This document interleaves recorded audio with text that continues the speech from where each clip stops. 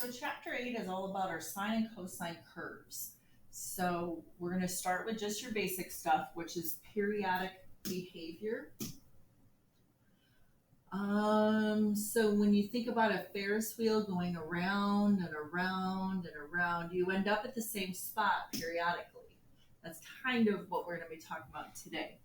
So where you see periodic behavior is seasons in our climates, average maximum and minimum monthly temperatures, daylight hours, your depths of water in a harbor, phases of the moon, animal populations, things like that. So the repetition, how it repeats all the time, is called periodic.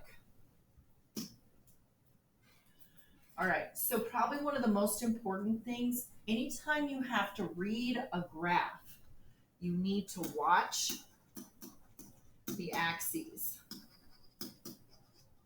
All right, so notice time is pretty much always along the x-axis.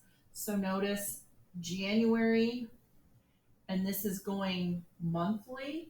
Notice they actually label T in months, and so it allows you to see some things this way. Then notice the y-axis is degrees Celsius, the temperature. So really pay attention when you're graphing to how the axes are labeled.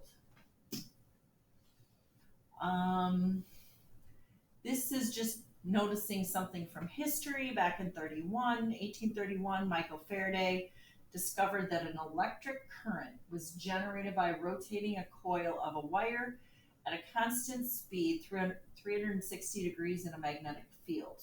So it just kind of started a sine wave. All right, so this is our, I can never say periodicity. This is important. So, and I would probably just do this part here. Periodic function just repeats itself over and over. So f of x is a periodic function with period p. And think about, what does f of x tell us? F of x tells us our y values. So if we continually have the same y values that repeat over and over and over for every x, p is the smallest positive value for this to be true. This is an example of a cycloid. So it's the curve traced out. So if we take one point and roll the bicycle, this is the path that point would follow every time. Okay, and that we just call that a cycloid.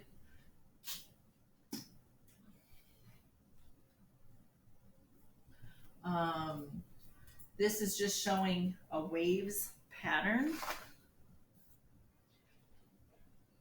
It's kind of over and over and over. All right, here's the big part of this, kind of the crux of this lesson. A wave oscillates about a horizontal line called the principal axis or mean line. Sometimes this also is called the midline. All of those different things. So notice this line just goes right through the middle of the curve. Your maximum point occurs at the top. Your minimum point occurs at the bottom. This midline goes through the middle of these 2 points. The amplitude, we just take the max minus the min divided by 2. This distance here is called the amplitude. The distance from the middle to the top or the middle to the bottom. So just draw out that. I would just put everything probably in this blue box. I've got it all written out. And that is letter A.